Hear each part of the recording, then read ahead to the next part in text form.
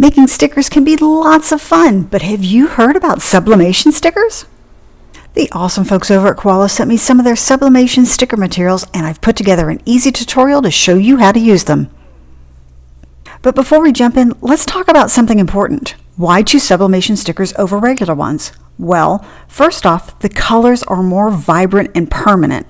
Sublimation ink bonds right into the material, giving you rich, vibrant results that won't peel, crack, or fade. Second, these stickers are tough. They're baked into the surface, making them waterproof, scratch resistant, and UV safe. Perfect for water bottles, laptops, or anything that takes a beating. Alright, now that you know the why, let's chat about the materials you need. With traditional stickers, you're going to need a color laser printer or maybe even an inkjet printer, and you're going to need sticker paper. Now with sublimation stickers, you're going to need a little bit more. You're going to need a sublimation printer or a printer that you've converted to using sublimation ink. You're going to need sublimation paper, and you're going to need polyester coated sticker paper because that's what sublimation needs. It needs something with a high count of polyester in it. And you're going to need a heat press. Let's get into the fun part and see how it's done. To get started, I went to designbundles.net and downloaded these thank you stickers. I'll put the link in the description of this video. In Cricut Design Space, I'm going to click on Upload in the left column. Then I'm going to click on Upload Image, and then I'm going to click on Browse and locate the images that I just downloaded from designbundles.net. I'm going to select one and click Open. It gives me a preview of what the image is. I'll click on Continue. If you wanted to remove a background, this is the screen you would do that on, but I'm not going to remove anything, so I'm going to click on Apply and Continue. And then because I'm doing print and cut stickers, I'm going to click on Flat Graphic and Continue. And on this screen, if you wanted to name your image something, you could do that here. If you wanted to add some tags so that you can search your projects later, you could do that here. Or if you wanted to add it to a collection or a folder, you could do that here as well. I'm going to leave it as is and just click Upload. And I'm not going to resize this yet. I'm just going to go ahead and click on Upload, and I'm going to upload my second image the same way I did my first one.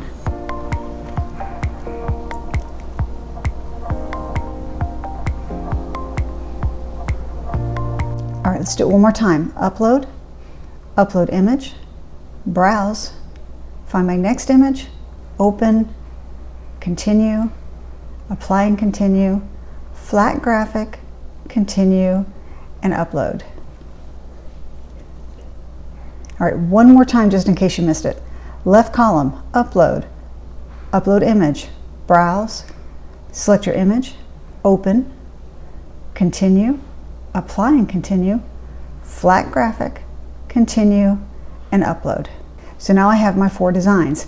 I'm going to click anywhere on the canvas and drag to highlight those 4 images, and I'm going to go under Align, Center.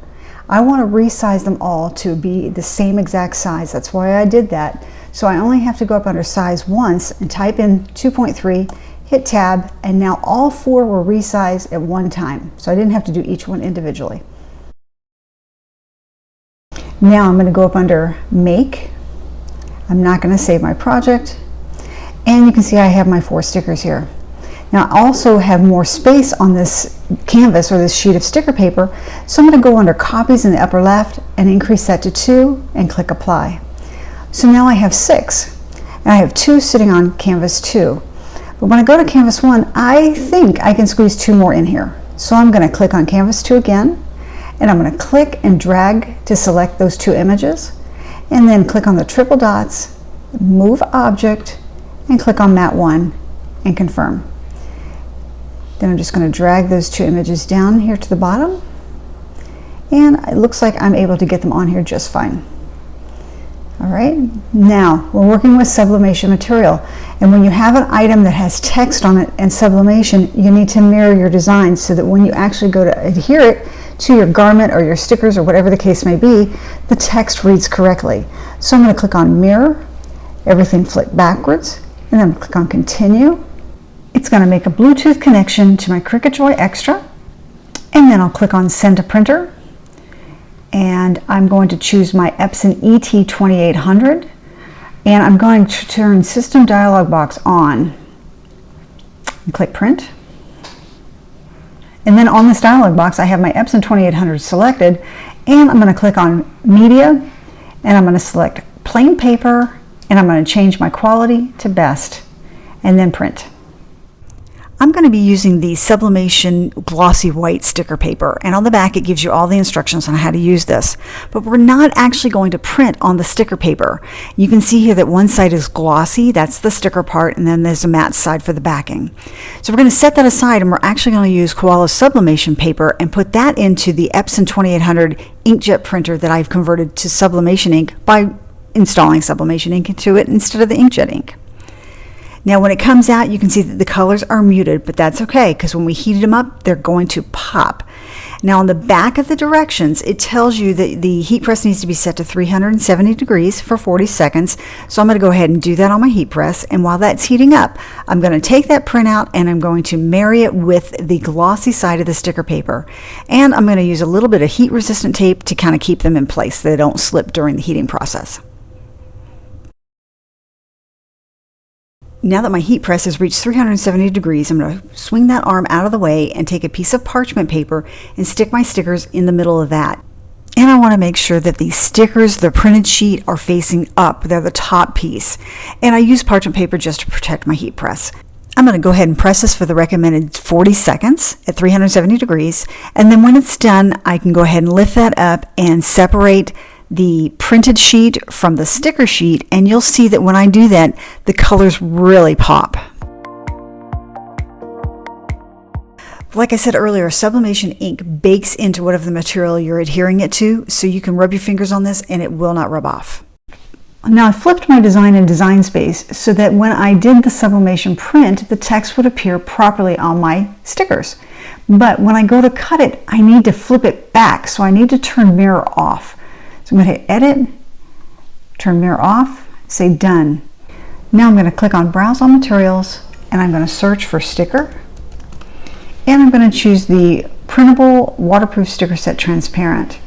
Now my material feels a little bit, the sticker paper feels a little bit thicker than normal sticker paper, so I'm going to go ahead and click on Pressure and add more pressure to try and get die cut stickers. And I'm using my Cricut Joy Extra to cut these out, and you can see that when they're done, they came out perfectly, no issues whatsoever. And I think they look really cute. They're going to be really durable, and I'm going to put them on my packaging.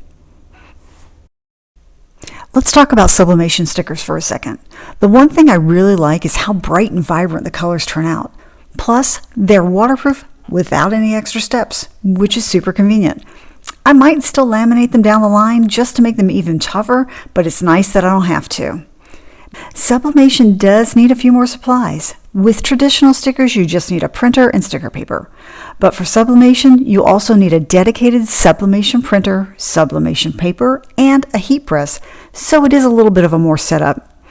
I hope this clears things up. If you've tried Sublimation stickers before, let me know how it went in the comments. And if you're new here, I'd love for you to hit that subscribe button and notification bell so you don't miss out on any new videos. Thanks for watching, and as always, happy crafting.